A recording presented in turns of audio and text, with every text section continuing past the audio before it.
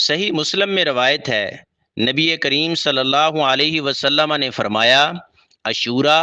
یعنی 10 محرم کے روزے کی میں اللہ سے امید رکھتا ہوں کہ اس سے گزشتہ سال کے گناہ معاف ہو جائیں گے۔ اس حدیث کا مفہوم ہے رمضان المبارک کے بعد صحیح مسلم کی ایک روایت میں ہے افضل روزے محرم کے روزے ہیں،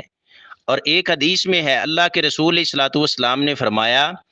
اگر میں آئندہ سال زندہ رہا تو 9 محرم کا روزہ رکھوں گا، لیکن اگلے سال آنے سے پہلے ہی اللہ کے رسول صلی اللہ علیہ وسلم وفات پا گئے۔ اس حدیث کو بیان کرنے والے راوی سیدنا عبداللہ بن عباس رضی اللہ عنہما فرماتے ہیں، مصنف عبد الرزاق میں صحیح سند کے ساتھ ان کا یہ قول ہے، عبداللہ بن عباس رضی اللہ تعالیٰ عنہما اہل بیت کے عظیم چشم و چراغ، نبی کریم علیہ الصلوۃ والسلام کے چچا کے بیٹے اور عظیم صحابی مفسر قرآن ہیں۔ فرماتے ہیں یہودیوں کی مخالفت کرو اور 9 اور 10 محرم کا روزہ رکھو۔ اس صحابی کی اس وضاحت محدثین کی فہم کے روح سے 9 اور 10 محرم کا روزہ رکھنا چاہیے تاکہ حدیث پر بھی عمل ہو جائے اور یہودیوں کے ساتھ مشابہت سے بھی بچا جا سکے۔